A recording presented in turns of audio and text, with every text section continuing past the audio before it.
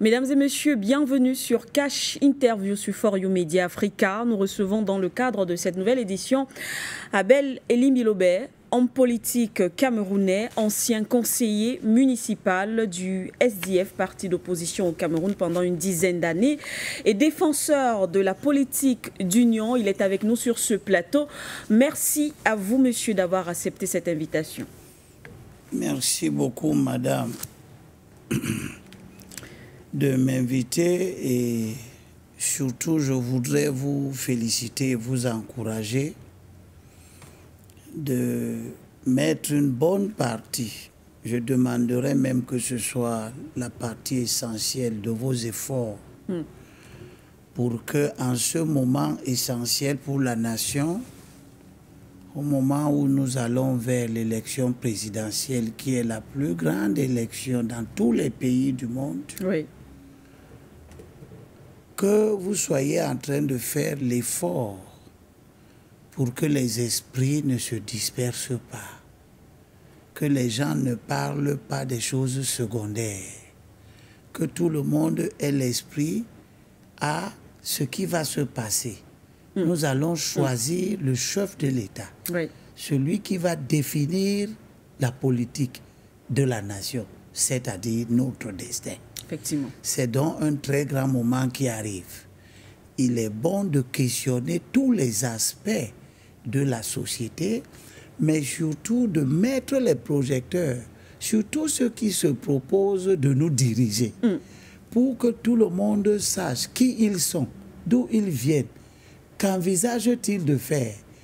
Parce que beaucoup de ces acteurs-là s'efforcent de faire simplement savoir ce qu'ils veulent faire, en occultant, autant faire se peut, d'où ils viennent, qui sont-ils, Oui. qu'est-ce qu'ils ont déjà fait avant. C'est-à-dire le passé qui nous permet de comprendre réellement, s'ils méritent que nous leur fassions confiance.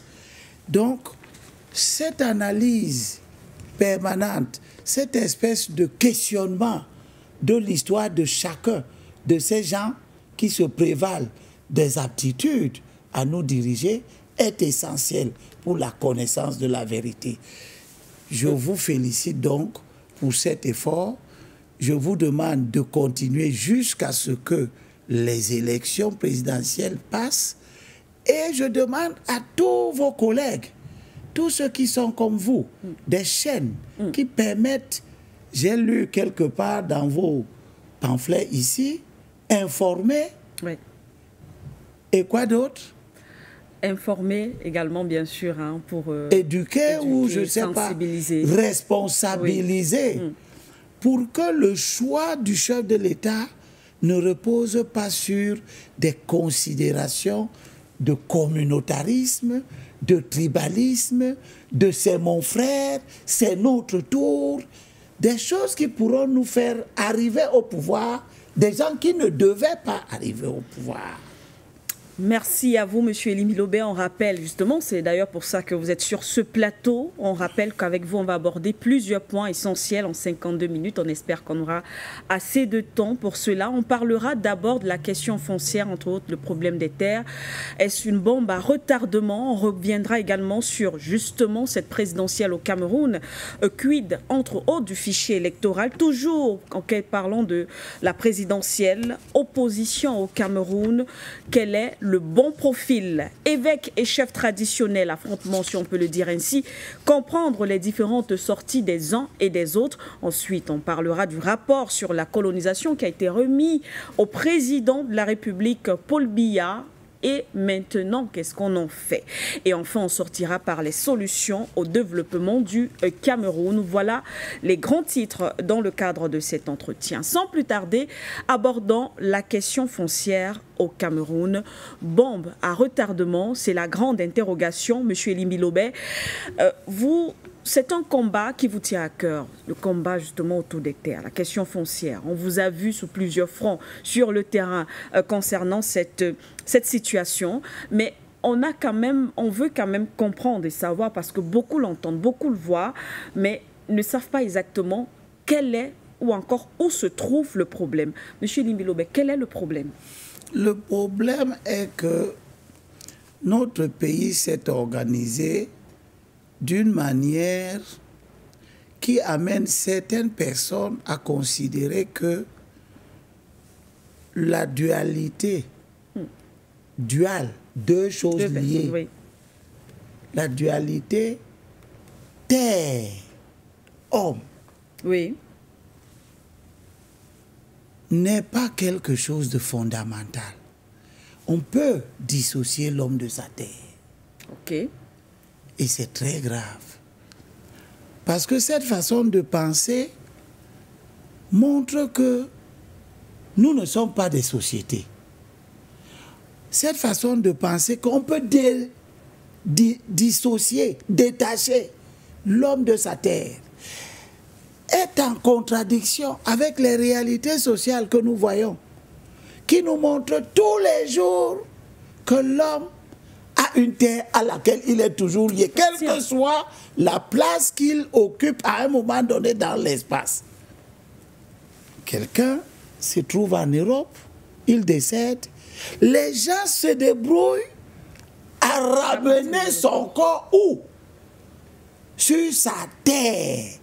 On a l'habitude de dire la terre de ses ancêtres. Oui. C'est-à-dire là où il a un lien indéfectible que vous ne pouvez pas dissocier. Ça se passe devant nous tous les jours. Les gens meurent à Douala. On les prend pour aller les faire reposer là où on pense qu'ils sont liés d'une manière indéfectible. Tout à fait. La terre des ancêtres. Puis subitement, on se met à manipuler dans cette société-là qui considère le lien terre-individu comme un lien sacré. Parce que si ce lien n'était pas sacré, les gens ne s'efforceraient pas de ramener au moment où on va dormir définitivement les dormeurs, c'est-à-dire les décédés, oui, sur la terre où on ne peut rien leur faire. Ils sont censés être dans la plus grande sécurité parce que c'est la terre des ancêtres. On se met donc à manipuler des textes qui font ou laissent croire, parce que ces manipulations réussissent, parviennent à diluer le sentiment que certains ont légitimement, qui ne peut pas, on ne peut pas les dissocier de la terre, mais arrivé chez d'autres, on fait comme si ils n'ont pas le droit d'avoir une terre à ne pas profaner. Mais qui manipule les tests, M. Elimi Lobé, puisque c'est l'État, entre autres, qui... oui, l'État fait les tests. Oui. Mais déjà, dans l'utilisation de ces textes, se saisissent des imperfections des textes pour obtenir des choses qu'ils ne devraient pas obtenir. Je vais vous expliquer au vu des exemples. Oui. Au Cameroun, l'ordonnance de 1974, qui a structuré le régime foncier au Cameroun, prévoit que l'État vous reconnaît des droits de propriété sur une terre. Oui. L'État peut vous reconnaître des droits de propriété sur une terre. C'est-à-dire que ce n'est pas quelqu'un qui vous vend ça. Okay. C'est l'État qui reconnaît que ici, c'est bon que ce soit pour vous. C'est ce qu'on appelle l'immatriculation directe. C'est l'État qui dit que à cet endroit-ci, je vous reconnais le droit d'être le propriétaire de cette partie du territoire national. Et dans l'ordonnance de 1974, y compris dans le décret de 1976, qui va être repris en 2005 par le président Biya, la reconnaissance des droits fonciers qui est consacrée par la délivrance d'un document qu'on appelle le titre foncier, oui, sur une partie du territoire national. Cette reconnaissance-là est possible sur les terres occupées par les autochtones. On parle de ceux qui peuvent obtenir des titres fonciers par immatriculation directe. On dit les collectivités coutumières. Et la phrase qui va suivre va devenir une phrase équivoque. Le règlement, c'est-à-dire le décret du président de la République, oui, dit « et toute personne de nationalité camerounaise, à condition qu'elle ait occupé cette terre qu'elle revendique avant le 5 août 1974. » Expliquons ce que c'est que le 5 août 1974. Le 5 août 1974, c'est la date où l'ordonnance fixant le reportant ou établissant le régime foncier du Cameroun a été promulguée. Une ordonnance, c'est une loi, pas comme les autres. C'est une loi où le Parlement se dessaisit de sa compétence, laisse que le président de la République légifère. En 1974, le président Ahidjo a obtenu de l'Assemblée nationale de l'époque qu'il décide lui-même de la manière dont la terre doit être gérée. On a donc parlé de l'ordonnance de 1974. C'est le seul texte qui existe qui organise l'appropriation de la terre. Et dans sa partie où il organise l'appropriation de la terre qui est notre terre commune, qu'on appelle le domaine national, il précise que ce sont les collectivités coutumières qui peuvent obtenir des droits de propriété. Ça veut dire quoi? Ça veut dire que la collectivité des Bakoko est compétente à dire que cette partie-ci, c'est nous qui l'utilisons depuis la nuit des temps. Nous sommes établis ici. Oui. Et donc, nous demandons à l'État de nous reconnaître des droits de propriété sur cette partie-ci. Et l'État va procéder au référencement de cette partie sur un document qu'on appelle le livre foncier, et cela va s'accompagner par la délivrance au profit des demandeurs d'un titre foncier. Un terrain va donc appartenir à la collectivité. Mais le règlement ajoute que vous, Siké, qui n'êtes pas collectivité territoriale, parce que dans le règlement, on dit les collectivités coutumières, où c'est leurs membres. Puis, on met le « et » pour dire que vous, Siké, qui n'êtes pas membre de la collectivité coutumière à l'est du Cameroun, mais vous vous trouvez là-bas. Vous êtes là avant le 5 août 1974. Vous avez fait vos plantations là-bas. C'est visible. Vous avez habité là. Vous veniez faire les pâturages à cet endroit. Les gens qui sont tout autour vous reconnaissent cette activité de mise en valeur de la terre. Et que vous l'avez fait avant le 5 août 1974. L'État du Cameroun s'est donné la compétence de dire, Madame Siké, même comme vous n'êtes pas membre de la collectivité coutumière, je vous donne cet endroit-ci parce que vous y êtes installé depuis, vous avez mis cela en valeur avant le 5 août 1974. Qu'est-ce que cela veut dire? Cela veut dire que si vous venez en 1990, on ne vous donnera pas ça. Parce que vous n'êtes pas là avant le 5 août 1974. Donc, pour tous ceux qui viennent après 1974, il y a certainement autre chose de prévu. C'est quoi ce qui est prévu? Eh bien, ce qui est prévu, c'est la concession. Là, vous Siké, vous vous retrouvez, vous êtes de la communauté coutumière Sawa. Mais vous vous retrouvez à Tokombéré. La vie vous a amené là-bas, vous voulez faire des activités économiques là-bas, vous ne pouvez pas bénéficier d'une immatriculation directe. L'État ne peut pas vous donner la terre. Il vous la concède seulement. Oui.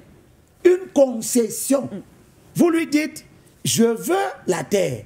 Et là, l'État va vous poser des questions qu'il ne pose pas à un tout pourri.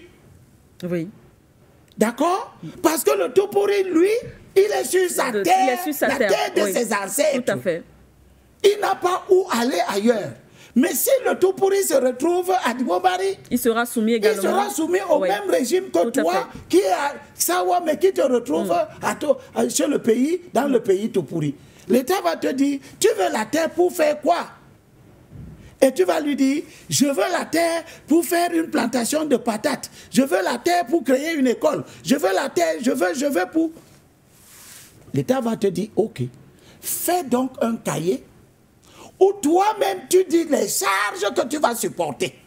C'est ça qu'on appelle le cahier de charges. Je vais faire.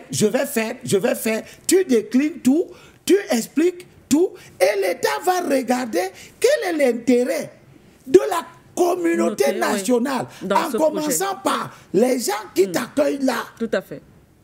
Et si tu fais donc ce travail à travers un document qu'on appelle le cahier de charges, l'État te dit, ok, Madame Siké, je vous donne une concession provisoire sur 5 ans.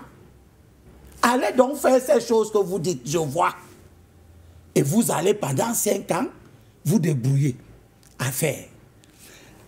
La commission que l'État met en place, avec laquelle tu échanges, pour être d'accord, pour limiter l'endroit, parce que comme tu veux une terre à mettre en valeur, tu peux empiéter sur les terres des autres. Tu peux te retrouver sur des terres sacrées. Tu peux te retrouver sur des endroits qui ne sont pas cessibles. Alors, l'État met en place, au commencement de ton projet, une commission dite commission consultative. C'est-à-dire une commission qu'on consulte, qui est faite des fonctionnaires des différents ministères compétents, agriculture, mines, énergie. Parce que tu peux vouloir une terre où se trouve ce qui appartient à la nation tout entière. Oui. Des mines, par exemple. Tu peux demander une terre et il se trouve qu'une mine d'or se trouve là-dedans. Donc, les ministères comme les mines sont dedans, l'agriculture, l'élevage, etc. Mais il y a aussi ceux qui connaissent cette terre, son histoire. C'est le chef traditionnel de la localité et certains de ses notables. Puis, il y a les riverains, ceux qui sont à côté de toi, qui seront tes voisins, qui savent où se trouvent, où doivent être tes limites par rapport à leurs limites. Ce sont ces gens-là qui forment la commission consultative. Une fois que l'État t'a donc donné la concession provisoire, toi, le non-autochtone, tu travailles sur 5 ans et cette commission consultative revient. Disons en passant que la commission consultative, son patron, c'est le sous-préfet du coin. Ok. C'est pour cela qu'on les appelle les chefs de terre. Chefs de terre, d'accord. C'est lui qui dirige cette commission consultative. Il va donc revenir 5 ans après pour voir si ce que tu as pris l'engagement de faire a été fait. Si cela a été fait, comme tu l'as dit, eh bien, le sous-préfet va faire un rapport avec la commission consultative pour informer le ministre des Domaines que Madame Siké a accompli les engagements qu'elle avait pris. Oui. Et nous ne trouvons pas d'objection que vous lui donniez cette terre-là qu'elle exploite. Et le ministre ordonne donc au conservateur foncier de vous établir un titre foncier sur cette terre que vous avez demandé qu'on vous a donné à titre provisoire, où vous avez rempli tous vos engagements, au mieux des intérêts de toute la patrie. Maintenant, il peut arriver que vous n'avez pas pu faire tout ce que vous avez voulu pendant la période de la concession provisoire. Vous pouvez demander la prorogation de la concession provisoire. Le ministre peut vous l'accorder. On peut aussi se rendre compte, et c'est malheureusement très souvent le cas, que tout ce que vous avez dit que vous voulez faire, ce n'est pas ce que vous avez fait. Et la commission consultative décide d'informer le ministre que vous n'avez pas respecté le cahier des charges et le ministre va vous retirer la concession provisoire et l'aventure s'arrête là.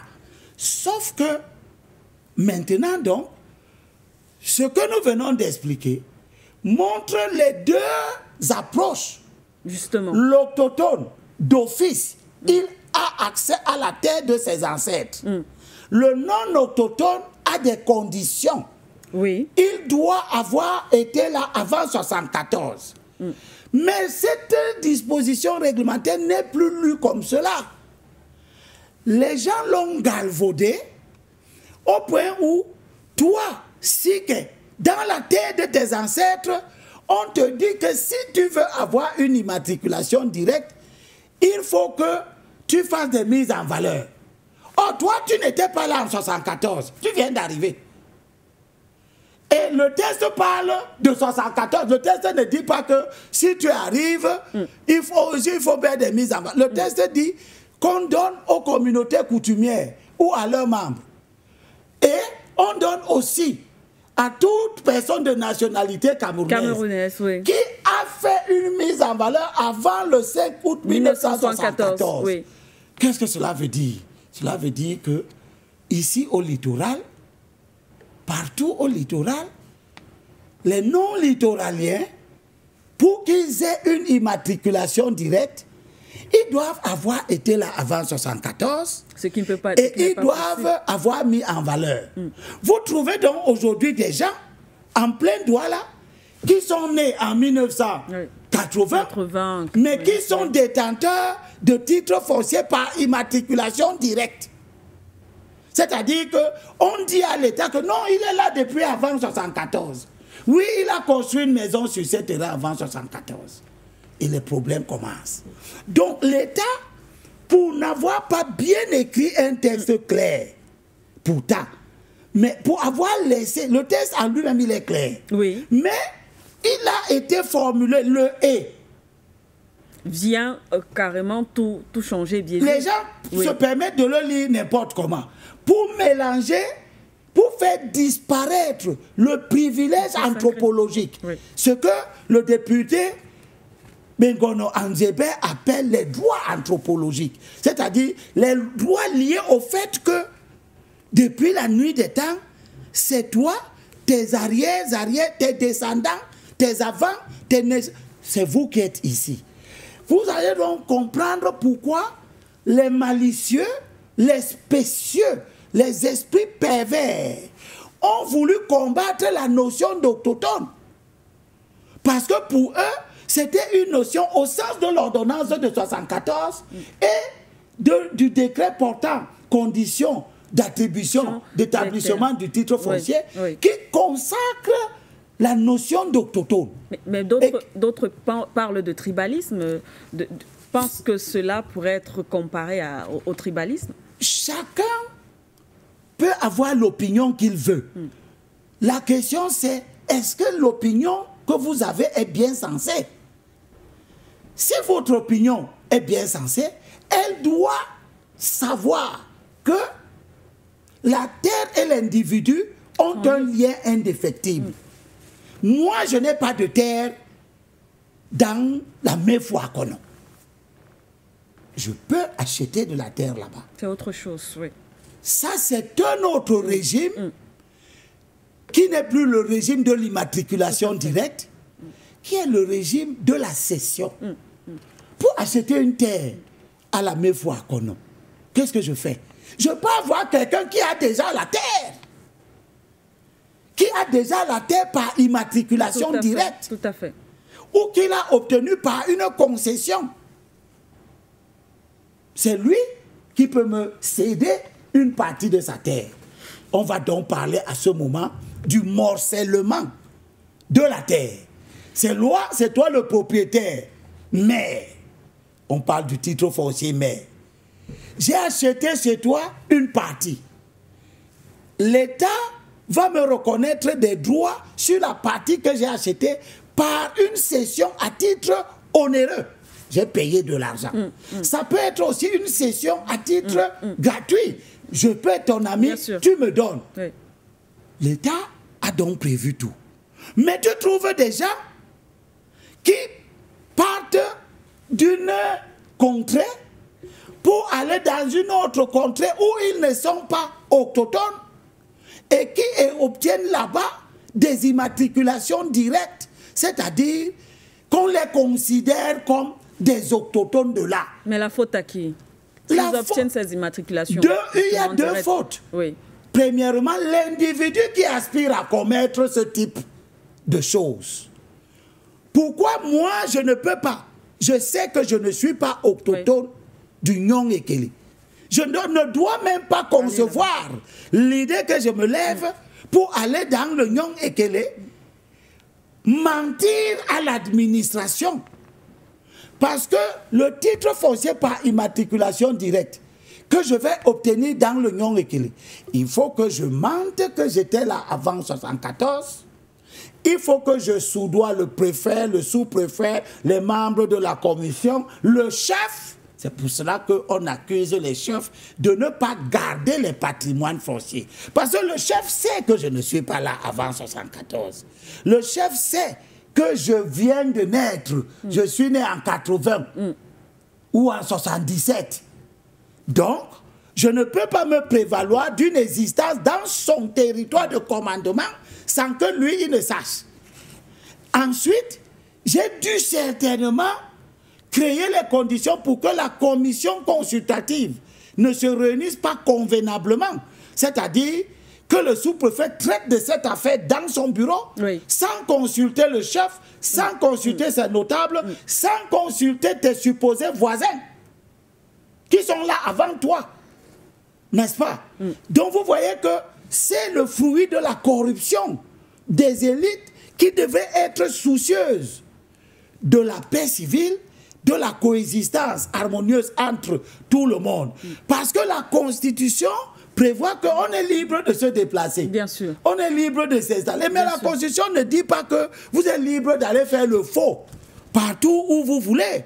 Parce que quand vous lisez ce que la Constitution dit, elle dit tout homme a le droit de se fixer en tout lieu et se déplacer librement. Et elle ajoute une condition que les pourfendeurs n'évoquent pas.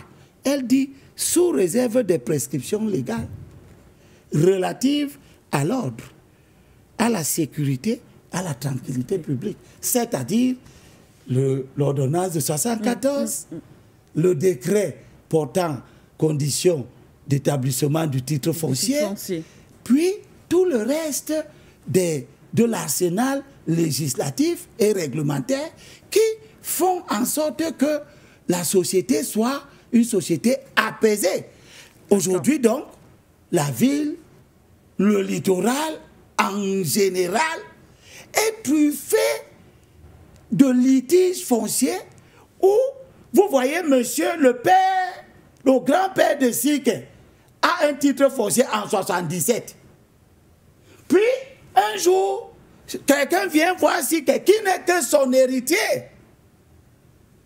Et lui dit, monsieur, moi j'ai un titre foncier ici,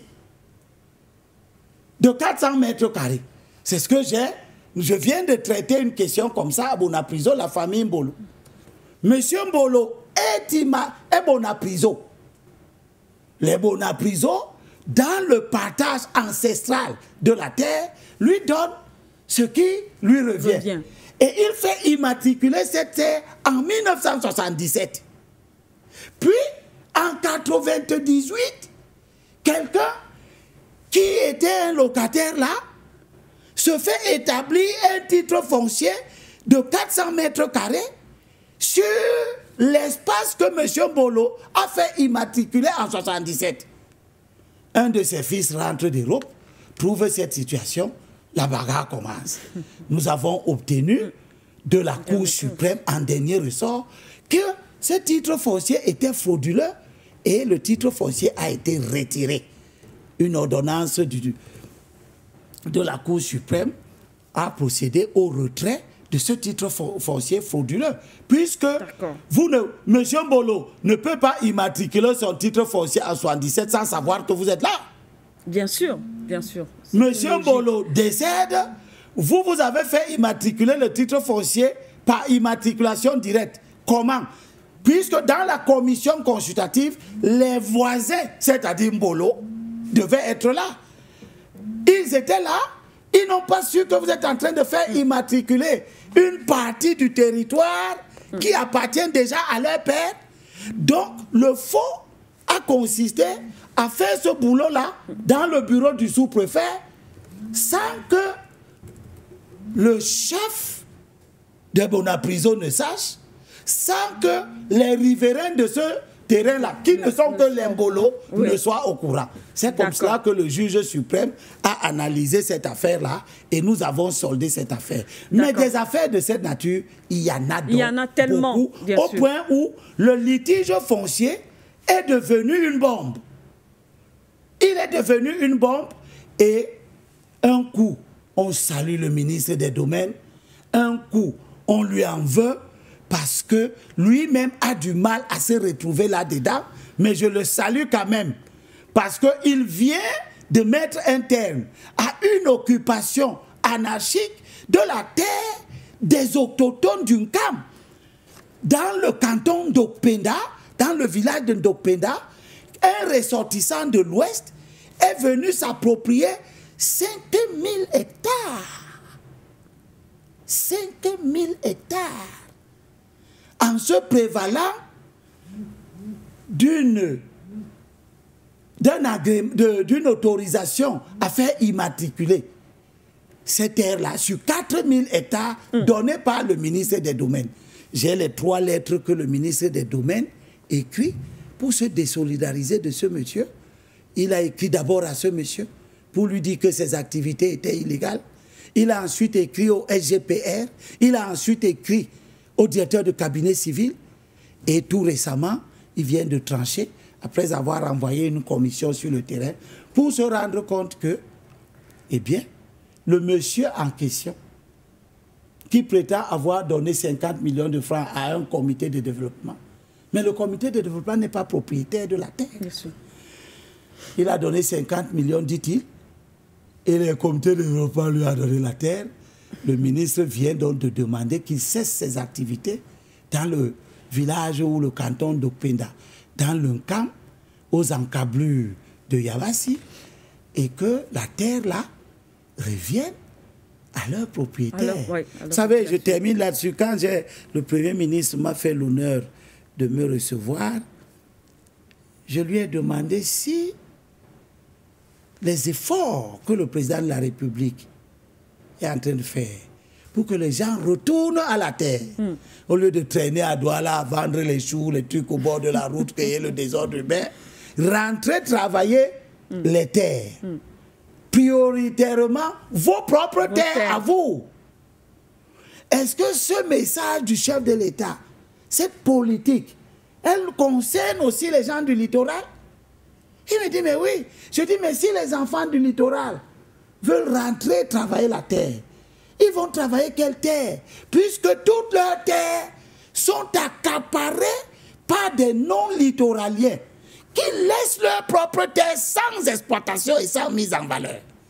Les gens partent des autres régions où ils ne font aucun développement pour venir s'accaparer les terres dans le Mungo, dans le Camp, et puis bientôt dans la Sanaga maritime. Le Vouri n'ayant plus de terre. Il n'y a plus de terre dans le Vouri où tu peux dire que tu vas faire une plantation. Les gens ont occupé toutes les terres du Vouri dans cet esprit de contestation de l'ordonnance de 74 et du décret, qui fait que toi, Siké, le pays doit te réserver la terre de tes ancêtres. Aujourd'hui, des Bonanjo ne peuvent plus habiter à Bonanjo. Parce que toutes les terres de Bonanjo sont occupées anarchiquement. L'État les a expropriées en partie. Il n'utilise plus les terres qu'il a expropriées. Il les vend sans chercher à les vendre avec une préemption en disant « J'ai pris les terres à Bonanjo, je ne les utilise plus, je les revends, mais je vais les revendre d'abord aux enfants de Bonanjo qui souhaiteraient acquérir. » Les enfants de Bonanjo doivent aller maintenant à Yassa, doivent aller à Dibamba, là où ils n'ont pas d'attache pour acheter les terres. Et les terres qu'ils achètent là-bas, ils les achètent à des prix 2, 3, 4 fois supérieurs à leurs terres qu'on vend à des halogènes à Bonanjo. Vous voyez les immeubles qui poussent partout. Vous vous demandez, mais comment ces gens font pour avoir les terres à Bonanjo? Vous, quand vous passez à Bonanjo, vous voyez les terres vides. Alors, le préfet, les préfets, les sous-préfets qui se succèdent, les responsables des domaines, des cadastres, c'est eux qui connaissent qu'entre cette maison-ci et l'autre maison, il y a un 850 mètres carrés là-dedans qui est dans le domaine privé de l'État. On vend. On vend à qui? Aux mêmes hommes d'affaires. C'est eux qui ont l'information. Les Bonanjo même n'ont pas l'information. Eux, ils doivent aller habiter. Vous voyez donc que c'est devenu une source d'une injustice qui est nécessaire d'être... Il est nécessaire que cela soit rapidement corrigé. Merci à vous, Monsieur Elimbi Lobé. Un sujet assez vaste quand même pour parler de ce problème de terre au Cameroun. On comprend la gravité de la situation, effectivement, d'où d'ailleurs ce questionnement, bombe à retardement. Nous allons évoluer rapidement et parlons à présent de la présidentielle de 2025 qui se prépare au Cameroun. Nous sommes dans une année électorale. Quid du fichier électoral? Avant peut-être d'aborder la question de l'opposition, mais des voix se lève au sein de l'opposition, M. Elimbi Lobé, pour dénoncer justement le fichier électoral présenté par l'organisation en charge de l'institution en charge de l'organisation des élections, qui pourrait, selon cette opposition, favoriser le trucage des élections. Je veux peut-être demander comment remédier à cette situation. Mais pour remédier à une situation, il faudrait que la situation soit réelle. Ce n'est pas réel. Si la situation est un fantasme. Est-ce que ce n'est pas vrai, les accusations? Non, tous ceux qui accusent Elections Cameroun. Oui. Est-ce que vous avez entendu le SDF accuser Elections Cameroun? Est-ce que vous avez entendu l'UDC se pourfendre avec une hargne contre Elections Cameroun? Est-ce que vous avez entendu l'UNDP, qui est le premier parti après le RDPC au Cameroun, avec 7 députés, 567 conseillers municipaux, 17 communes, un conseil régional. Vous avez entendu l'UNDP se pourfendre, oh, élections Cameroun, oh, élections Cameroun. Ce tintamarre est organisé par un seul parti politique. C'est le MRC qui organise ce tintamarre. Ce sont ses militants. C'est son chef qui veut faire de son cheval de bataille la lutte contre une supposée fraude électorale. Est-ce que c'est parce que c'est le MRC que c'est pas un problème réel, M. Elimbi Lobé? Alors, non. Le MRC peut avoir raison. Voilà. Sauf que, dans toutes les accusations portées contre Elections Cameroun, le MRC n'apporte pas la preuve de la faute qu'on impute à Elections Cameroun. On est dans le domaine de la suspicion. On soupçonne que Elections Cameroun va faire ci, il va faire ça. On soupçonne qu'il veut inscrire les gens. On soupçonne qu'il ne refuse d'inscrire les gens. Vous avez la preuve que Elections Cameroun fait des inscriptions multiples. Où est la preuve? Où est la preuve que Elections Cameroun enlève des gens dans le fichier sans droit?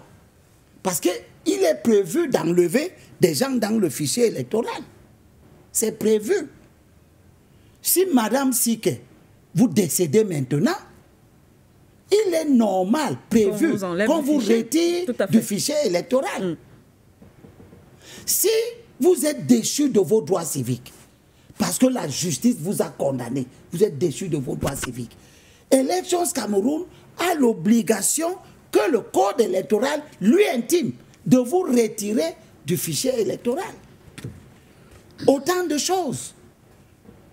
Donc, on met les gens dans le fichier, mais il est prévu de retirer aussi les gens dans le fichier.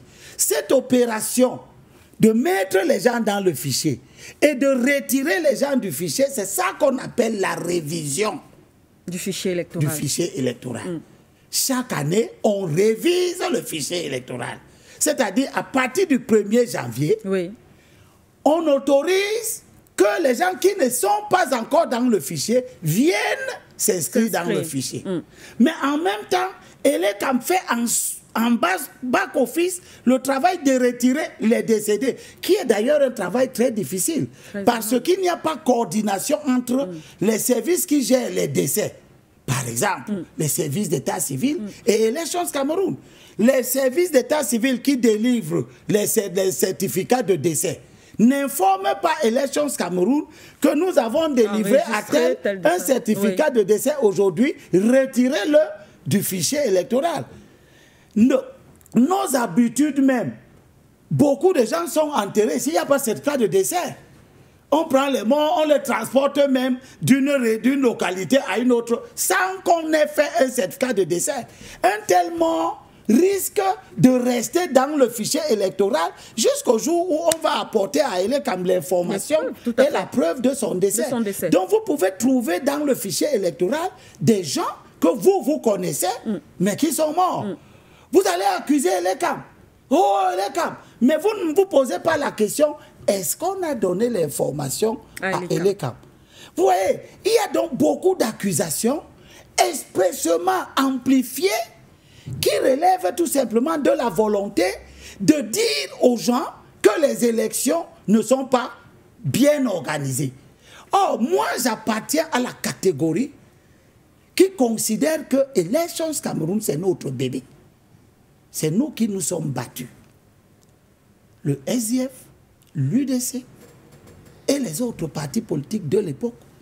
C'est nous qui nous sommes battus pour qu'on dessaisisse le MINAT de l'organisation des élections pour les confier à un organe spécial qui ne recevrait pas d'injonction de qui que ce soit. Et c'est une réalité.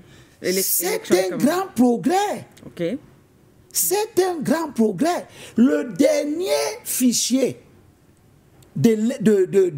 électoral que le MINAT a concocté, il détenait, c'était le fichier des élections de 2011. C'était le dernier. Elecam était déjà créé. Elecam a géré sa première élection, c'était l'élection présidentielle de 2011.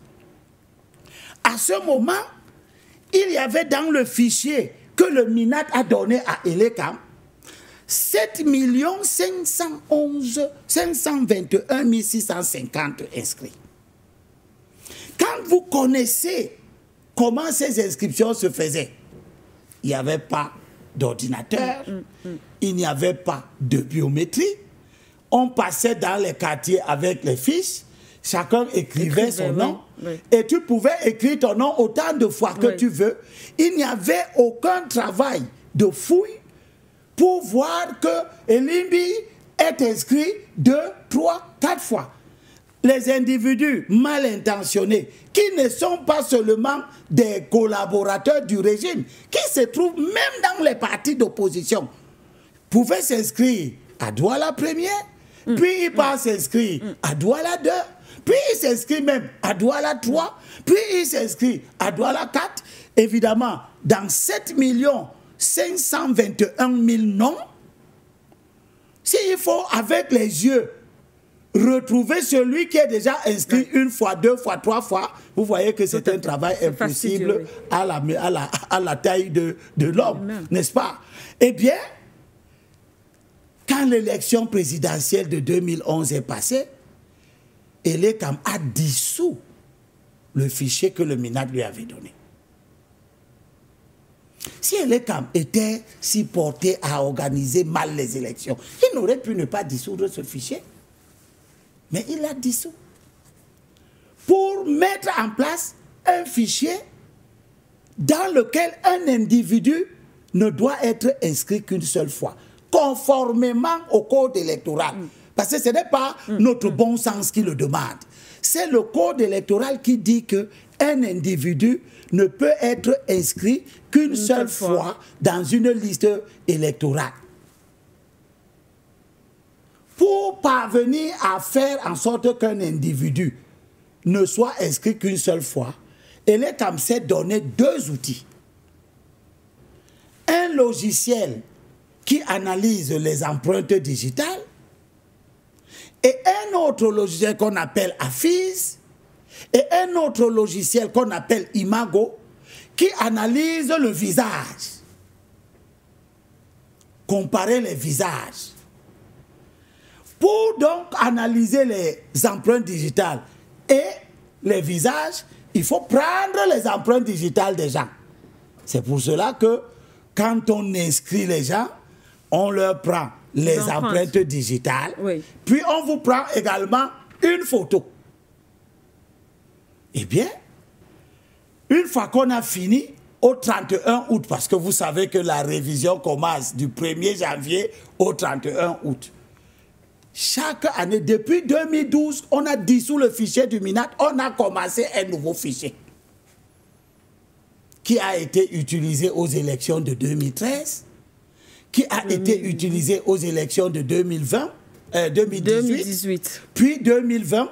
Et nous sommes aujourd'hui avec ce nouveau fichier où, une fois que vous êtes inscrit, on vous délivre un récépissé et la loi dit comment doit être le récépissé. L'article 70, alinéa 3 du Code électoral dit qu'il est délivré à chaque électeur nouvellement inscrit un récépissé portant la date, le lieu où on vous a inscrit et le numéro d'inscription. Terminé. Donc quand vous entendez un dévergondé de partis politiques, Monsieur Elimbi, oui, il y en a.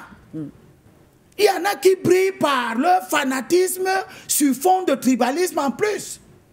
Qui vient vous dire que le récépissé indique où on va voter. Je viens de vous lire les éléments du récépissé qu'on vous délivre. La date, date d'établissement, le lieu d'établissement et le numéro d'inscription. Voilà les éléments dans le récépissé. Bon. Une fois qu'on vous a donné ça, vous partez. Le 31 août, on arrête les inscriptions. Oui. Et Elekam commence à travailler. Il met ses machines en marche pour comparer, parce que Elimbi peut s'inscrire à Douala Première, mais comme il est très zélé et qu'il veut absolument que son candidat, M. Moustache, gagne à tout prix à l'élection présidentielle, qui n'est qu'une seule circonscription, je vais donc aussi m'inscrire à Douala 2. En espérant que le jour du vote, je vais voter à Douala Première, puis je prends mon vélo, je m'en vais à Douala 2, je vote, mais je me suis aussi inscrit, je vais aussi m'inscrire à Douala 3, et puis je m'inscris même à Douala 4. Je peux parcourir tous ces arrondissements le même jour. Sauf que ce que le bandit électeur, parce que quand tu as déjà à l'esprit de t'inscrire plusieurs fois, tu es déjà un mauvais type.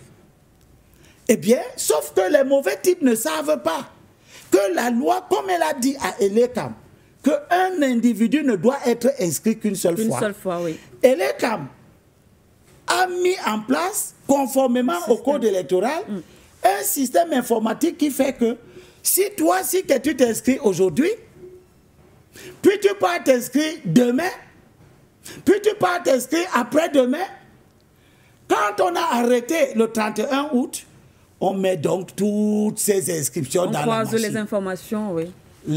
La machine va voir que tu t'es inscrit plusieurs fois. Et elle va retenir ta dernière inscription. Les autres disparaissent définitivement. Oui. Qu'un parti politique vienne dire « je ne crois pas », Qu'est-ce que ça fait?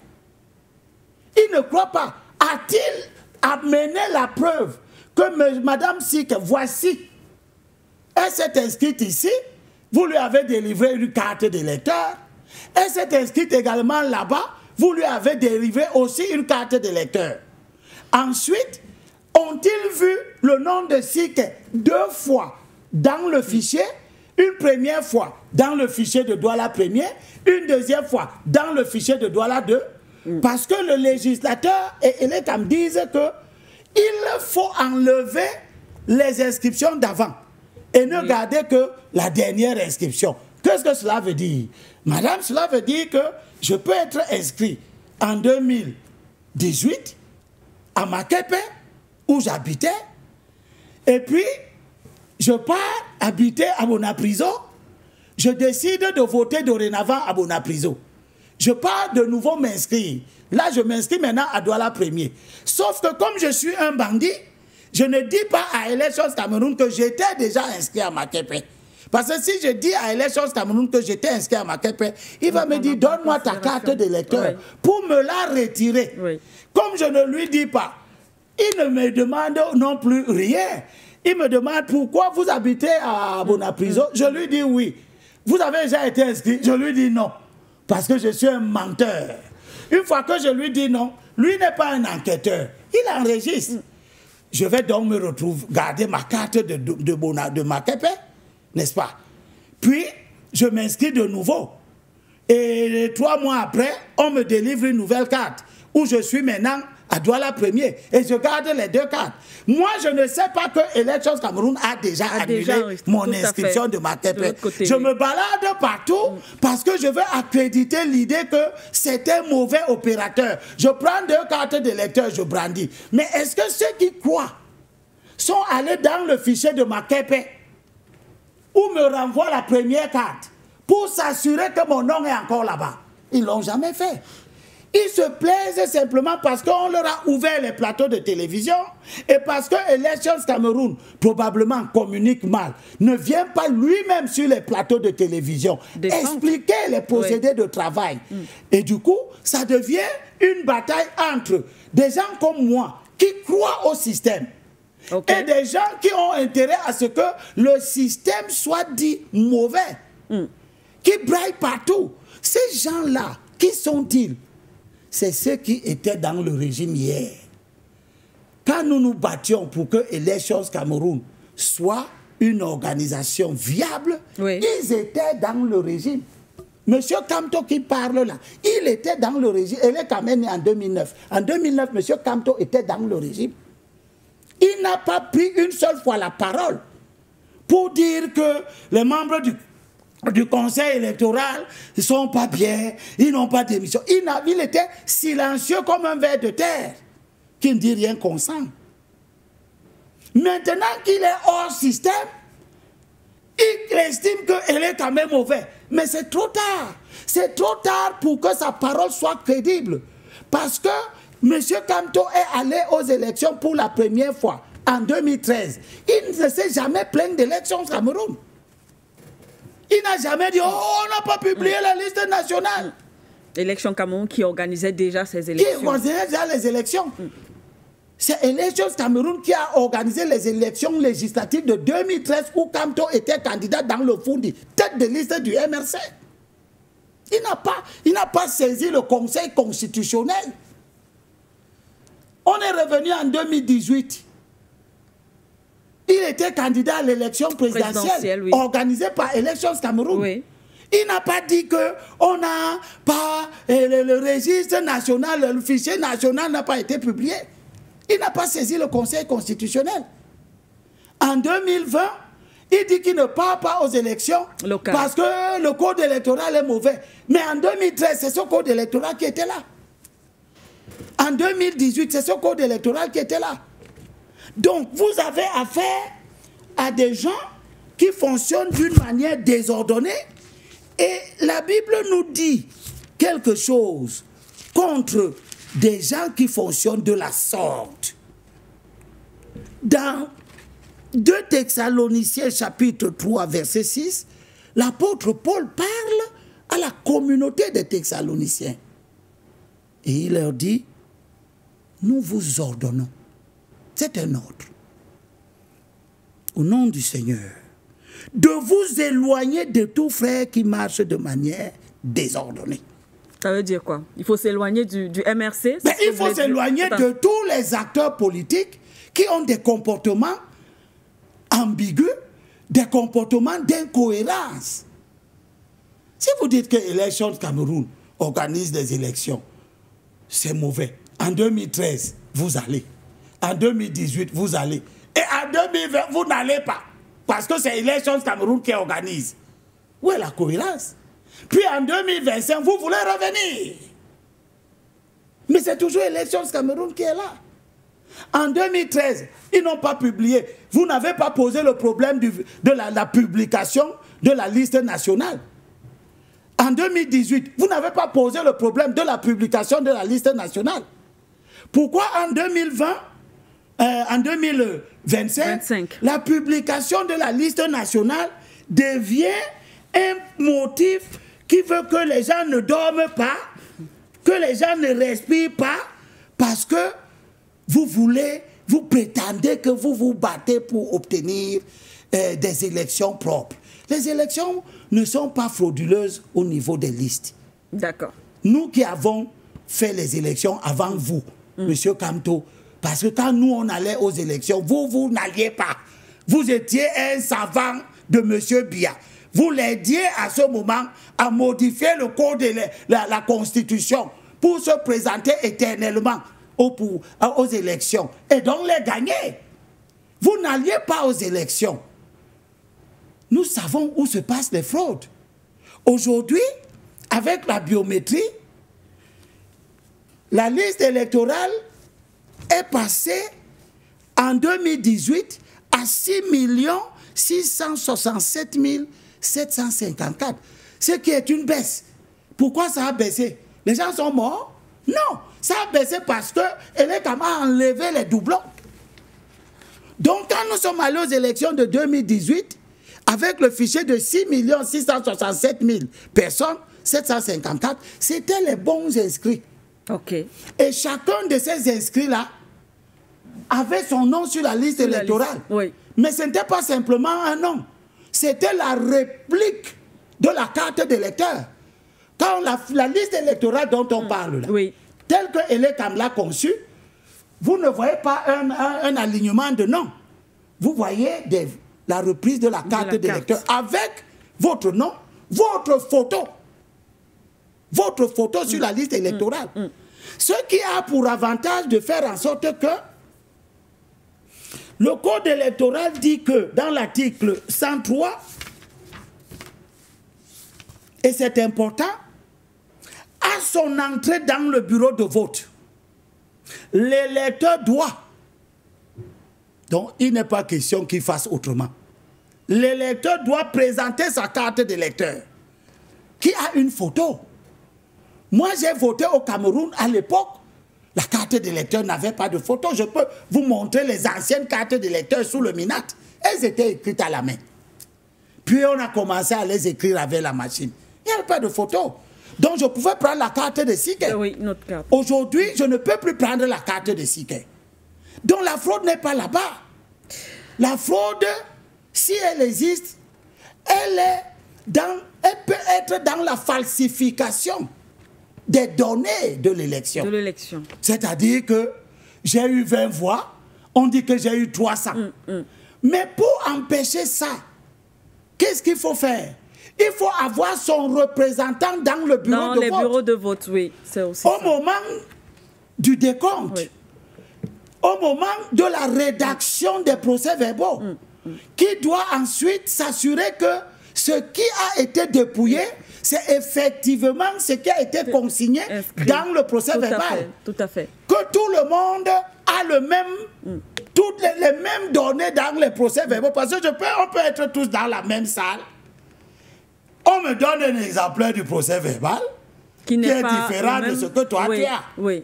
Ou de différent de ce que le président du bureau de vote a également. Oui.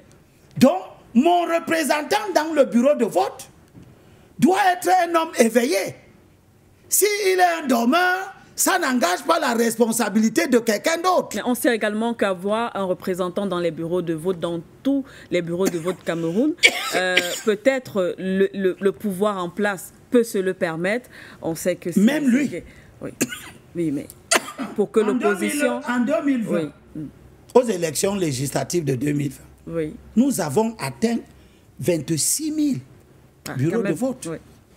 Il faut une cinquantaine quand même pour... Nous allons avec le fichier électoral qui est aujourd'hui à 7 850 622 électeurs. Nous allons approcher les 30 000 bureaux de vote. Mais il faut au moins 50 000. Non. Il faut à peu près combien? On aura à peu près 30 000 parce que la loi dit que un bureau de vote doit avoir 500 personnes au maximum. Elle ne dit pas combien de personnes au minimum. Oui. Donc, Elections Cameroun, comme on l'attaque, comme on le poursuit partout, on l'accuse de tout, on l'énerve, c'est des humains. Ils peuvent se dire, bon, comme c'est comme ça, nous allons donc, on va voir comment vous allez faire. On devait avoir 26 000 bureaux de vote, par exemple. On en avait 26 600 en 2020. Et les camps peuvent décider qu'ils créent les bureaux de vote de 150 personnes, 200 personnes ici, 300 là-bas. Oui. C'est-à-dire les 500 personnes qu'on devait mettre dans un bureau de vote, on peut en fabriquer 10. Et vous aurez l'obligation de mettre vos représentants dans les 10 bureaux, là où on aurait pu avoir un seul bureau. Oui, oui. Vous comprenez? Oui. Donc cette ambiance nauséabonde que le MRC crée, parce que dans ce parti, l'idée qu'on se fait du processus électoral, c'est que c'est un théâtre. Il faut se mettre en scène. Oh, les enjeux ne sont pas là.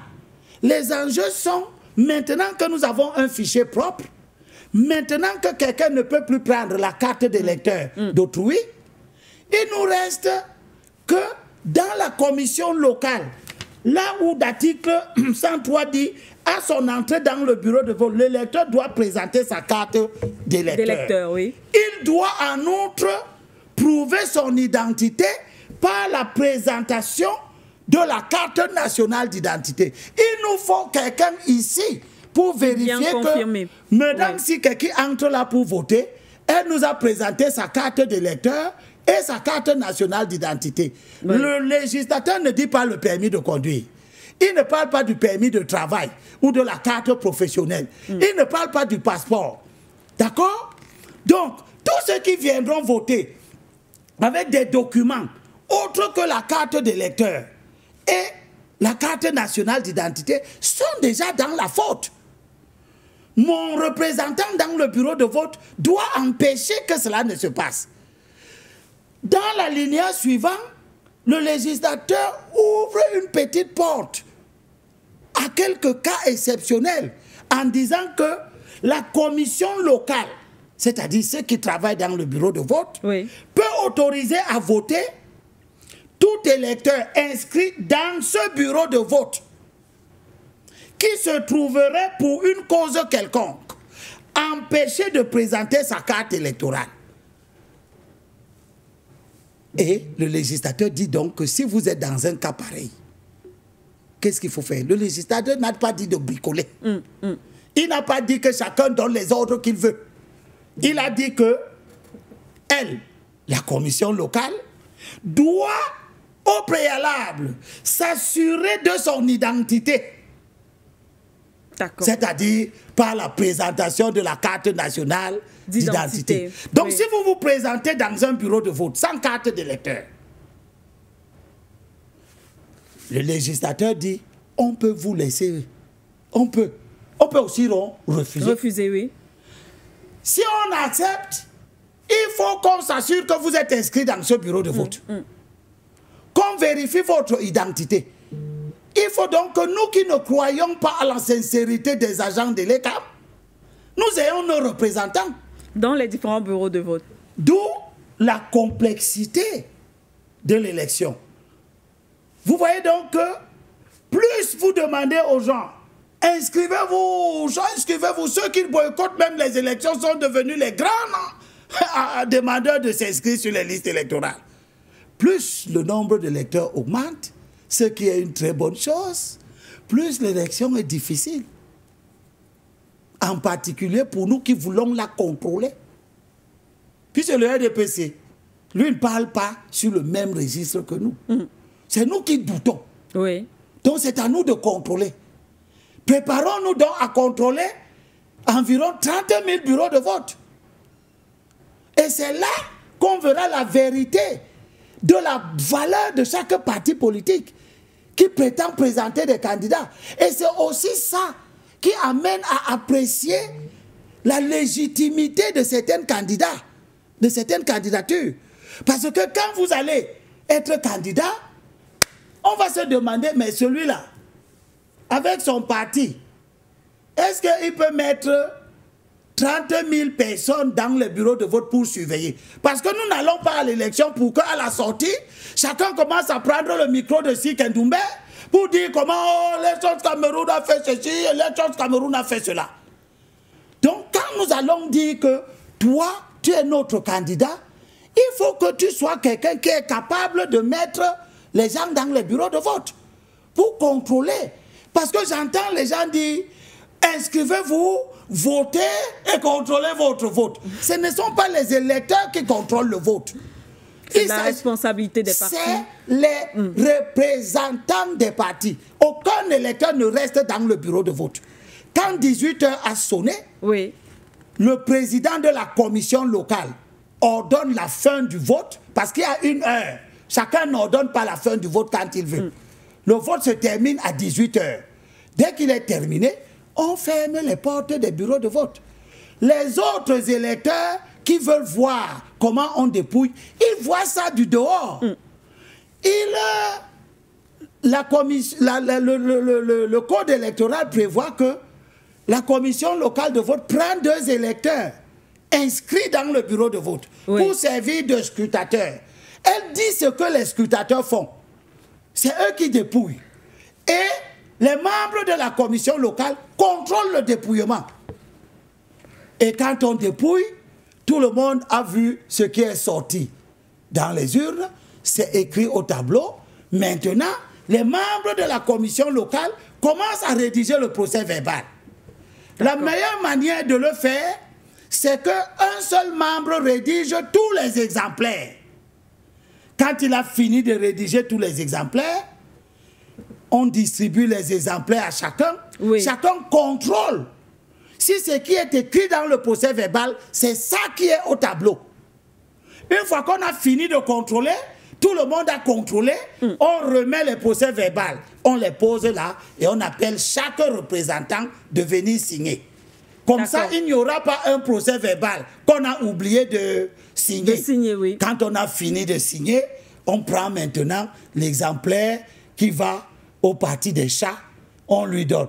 À condition que le parti des chats soit représenté dans le bureau. La loi dit qu'on ne donne le procès verbal qu'aux représentants.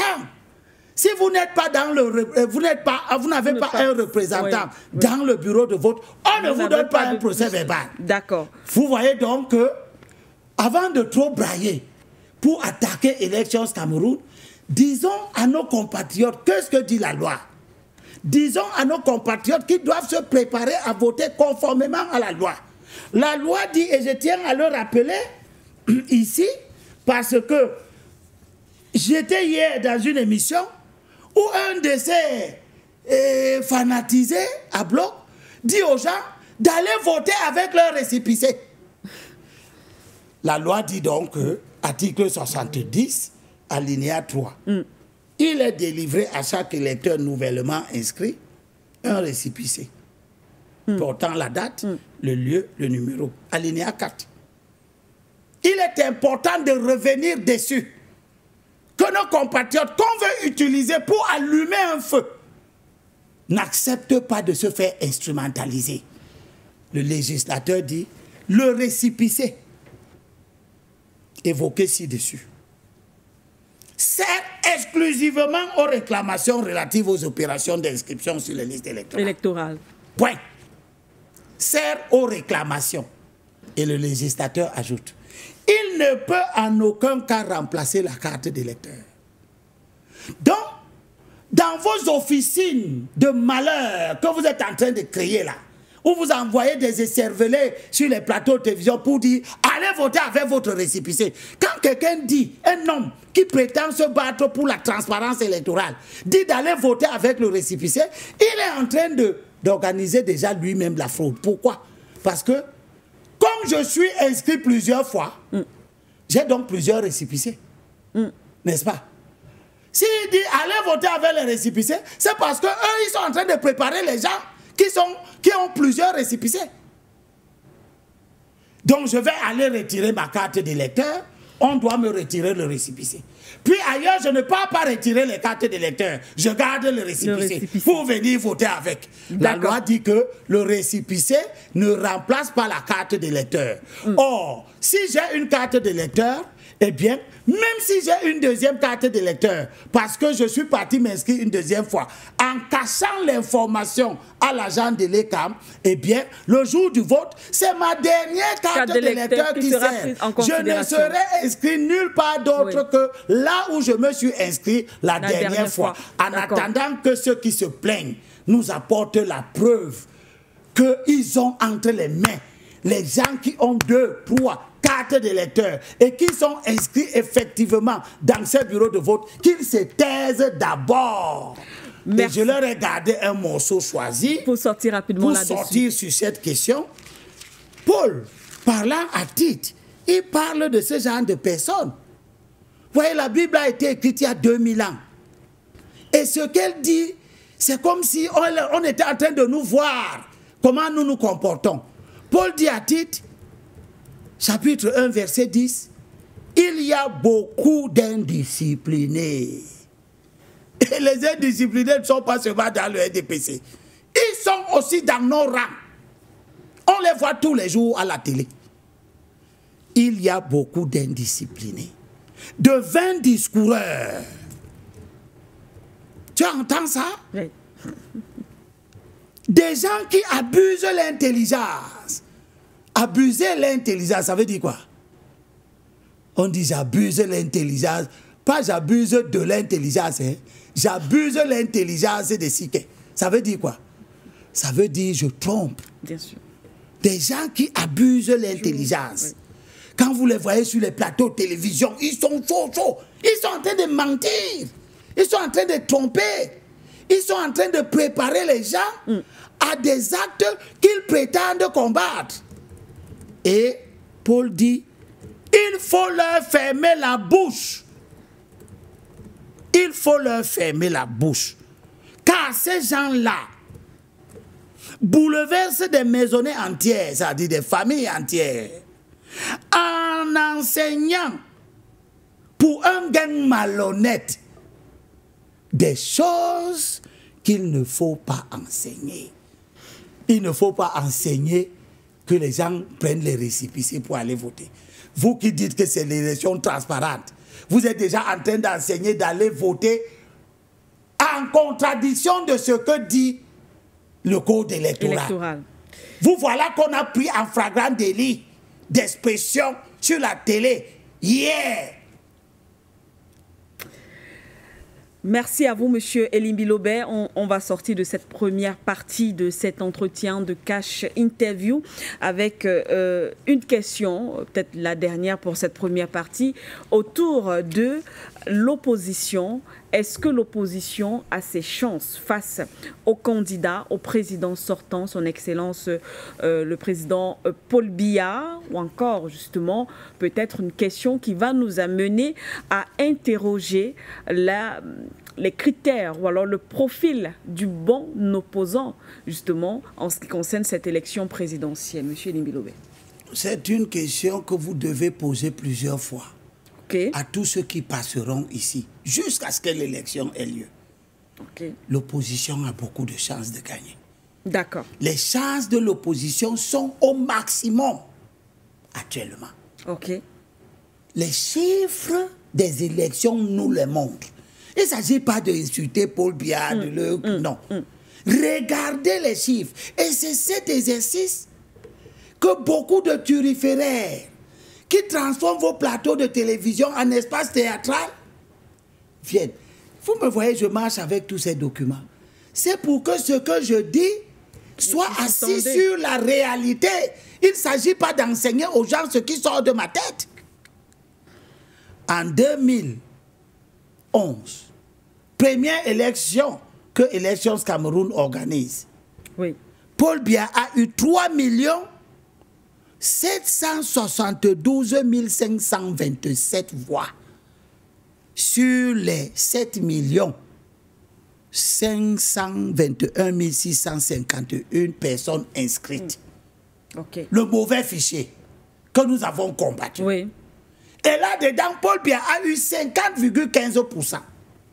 C'est-à-dire presque la moitié. D'ailleurs, la moitié est un la peu moitié, plus oui, pratiquement. De gens inscrits ont voté pour Paul Biya. Et les camps, qui est notre bébé, a dissous ce fichier électoral. C'est pour ça que je n'aime pas que ceux qui étaient au service de ce régime-là hier se prévalent aujourd'hui d'être des super opposants. Et leur tir, c'est sur notre bébé et les camps que nous devons encourager à aller de l'avant. Parce que quand il a fait son fichier, on est tombé à 6 667 754 inscrits. Et là, Paul Biya a eu 2 521 934 voix. C'est-à-dire 37,8% du corps électoral. Je ne suis pas en train de parler du pourcentage par rapport au suffrage valablement exprimé. Tout à fait. Parce que pour les suffrages valablement exprimés, on compare le nombre de voix que Paul Biya a obtenu au nombre de personnes qui ont voté. Qui ont voté. Et là, il a eu 77%. Et on dit que c'est très bien. Mais en réalité, il faut comparer, pour bien asseoir la légitimité de l'élu, comparer à la masse de ceux qui étaient inscrits. Ceux qui étaient inscrits, c'est 6 667 000. Ceux qui ont voté Paul Biya sont 2 521 000. Ils sont 37,8%. Oui. Vous savez combien de voix Paul Biya a perdu? 1 250 593 voix. Passant de 2011 à 2018. Les gens de son propre camp qui le votent, qui l'ont toujours voté, oui. Ils ont baissé d'1 250 000 voix. C'est extrêmement important de savoir ça. Tout à fait. Ça montre la désaffection dans son propre camp. Ce ne sont pas nous les opposants. Ce n'est pas les gens du peuple de changement qui ont cessé de le voter. Nous, on ne l'a jamais voté. En 2011, là, quand il a eu 3 772 000 voix, ce n'étaient pas les gens qui voulaient le changement qui étaient là-bas. Il y avait là-bas, dans ces 3 772 000 voix, il y avait les doublons pleins comme ça. Les bandits du RDPC qui ont voté 1 fois, 2 fois, 3 fois, 4 fois, 5 fois. Parce que le fichier l'autorisait. Maintenant, Hélène Kaba a saigné le fichier. Le vote ne peut plus être multiple. Du coup, la réalité de la popularité du président Biya se fait voir. D'où ces chiffres. Il tombe à 2 500 000. Alors, quand vous voyez que le président, en 7 ans, 2011-2018, perd dans son coin 1 250 593 voix, nous sommes en droit de dire, est-ce que sa gouvernance s'est améliorée entre 2018 et 2025 pour qu'il regagne en voix? La gouvernance ne s'est pas améliorée, elle s'est plutôt détériorée. Le président affiche des signes de fatigue. Le président est de plus en plus éloigné du gouvernement. Il ne rencontre plus ses ministres. La preuve, le dernier conseil des ministres s'est tenu en 2019, si je ne me trompe pas. De 2019 à aujourd'hui, le président n'a rencontré aucun ministre pour lui dire « Est-ce que tu as fait ça? Est-ce que tu as fait ça ?» Mais si je te lis les préoccupations du président, maintenant, tu verras que le président a toujours parlé de la coordination de l'action gouvernementale. Le président dit par exemple dans son discours de 2013 13, au 31 décembre 2013, il dit, d'où vient-il que l'action de l'État dans certains secteurs de notre économie paraissent parfois manquer de cohérence? C'est le président qui parle. Il voit de lisibilité. Il a déjà 32 ans au pouvoir. Il a 81 ans quand il fait ce discours. Est-ce que de 2013 à aujourd'hui, l'action du gouvernement a plus de lisibilité maintenant? Elle a plus de cohérence? Le chef de l'État parle. Il dit, pourquoi dans bien de cas, les délais de prise de décision constituent-ils encore des goulots d'étranglement dans la mise en œuvre des projets? Comment expliquer qu'une région de notre territoire ne puisse afficher un taux d'exécution du budget d'investissement public supérieur à 50%? C'est le président. Il est en train d'exprimer son mécontentement. Il a 81 ans. Il a 32 ans au pouvoir. Maintenant qu'il a 42 ans au pouvoir, le budget d'exécution dans les régions s'est amélioré? Pas du tout. Pas du tout. Ça a amené le président à poser la question. Serions-nous incapables de faire ce que d'autres pays comparables aux nôtres ont fait ou sont en train de faire? J'ai entendu des gens qui ergotent pour le compte du président à la télé. Le président lui-même parle, il dit, il traduit sa gêne. Une fois qu'il a fini de parler, ces supplétifs viennent parler le contraire, en disant non, mais le président n'a pas à regarder ce qui se passe ailleurs. Le président vous dit, serions-nous incapables de faire ce que des pays comparables aux nôtres? Les pays comparables aux nôtres en Afrique sont connus. Bien sûr. Le Cameroun n'est pas comparable à la Sierra Leone. Il est comparable à la Côte d'Ivoire. Et le président voit ce qui se passe en Côte d'Ivoire. Il voit ce qui se passe au Sénégal. Il voit ce qui se passe en Namibie. Il voit ce qui se passe en Afrique du Sud. Il voit. Et il aurait souhaité que cela se passe également ici, au Cameroun. Et il s'étonne. Et il répond à sa question. Il dit, je ne crois pas. Nous avons des hommes. Nous avons des femmes, des jeunes talentueux, ingénieurs, bien formés, entrepreneurs, capables de relever les défis. Mais il ne veut pas partir. Il dit qu'il y a des jeunes capables de relever les défis. Il ne leur laisse pas la possibilité de relever les défis. Le président est donc dans une contradiction qui nous amène à juger de la sincérité de son discours. Tu ne peux pas dire que vous avez des jeunes capables de relever les défis et vous les bloquez, vous les empêchez de vous accompagner, de vous remplacer aussi. Et le président continue. Il dit, nous avons des ressources naturelles. Ça, on nous l'a appris depuis l'école primaire. Il dit qu'elles sont d'ailleurs très abondantes. On nous a aussi appris ça. Sauf que nous ne voyons pas à quoi ça nous sert. Et le président dit, nous avons des institutions modernes, démocratiques. Notre pays connaît la paix. Il n'est pas en train de dire la vérité. Mais en fait, en 2013, il n'y avait pas encore la guerre. Bien sûr. Ok, on peut lui concéder ça. Il parle de la stabilité. Et il pose la question. Alors, que nous manque-t-il? Donc le président sait qu'il nous manque des choses. C'est lui qui parle. Alors, que nous manque-t-il? Et il répond. Je crois que nous avons des progrès à faire sur 2 points importants.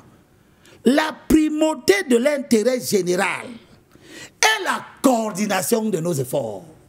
Le président parle de la coordination. Comment peut-il coordonner s'il est fatigué? Comment peut-il coordonner si quand il s'assoit, il va dormir? Un homme de 92 ans, si vous le voyez, il s'assoit, il s'endort. Un homme de 92 ans ne peut pas rester de 8 h le matin jusqu'à midi éveillé, en train de travailler. Personne ne doit même avoir l'outrecuidance de lui demander cela. Un homme de 92 ans, notre bon sens nous demande qu'un homme de 92 ans, on le laisse se reposer. Qu'on le laisse se reposer, n'est-ce pas? Qu'on s'occupe de lui. Sa toilette, sa nourriture, on lui rend visite pour s'assurer qu'il se porte bien. Oui. Et s'il est un peu malade, on s'occupe de cela. Vous ne pouvez pas avoir gouverné un pays et estimer que personne ne peut s'occuper de votre sécurité. Et le président accuse. Il dit, nous sommes un peuple d'individualistes, plus préoccupés de réussite personnelle que de l'intérêt général. Il parle à qui? Il parle à ses enfants. Il parle aux gens qu'il a formés. Il parle à aux Camerounais qu'il a dirigés en 42 ans. Il nous dit que nous sommes un peuple d'individualistes. À qui la faute? Donc, au stade où nous nous trouvons, tous les ingrédients sont réunis pour que le régime, démocratiquement, n'emporte pas la confiance des Camerounais. D'accord. Mais à une seule condition. Si tout le monde reconnaît que le régime est mauvais, il est pourri, les évêques dans la conférence épiscopale viennent de dire le niveau de délitement. On y reviendra justement. Il reste qu'en face, les gens vous posent toujours la question, oui, d'accord, mais on choisit donc qui? Donc la qualité de l'homme à choisir devient une préoccupation pour notre peuple. Je vous propose, M. Elimi Lobey, justement, d'aborder cette question dans la seconde partie, la qualité, effectivement, de l'homme, du moins de l'opposition. Quel opposant, quelle opposition, justement, quel profil devrait-il avoir? On va aborder cette question dans la seconde partie, on rappelle.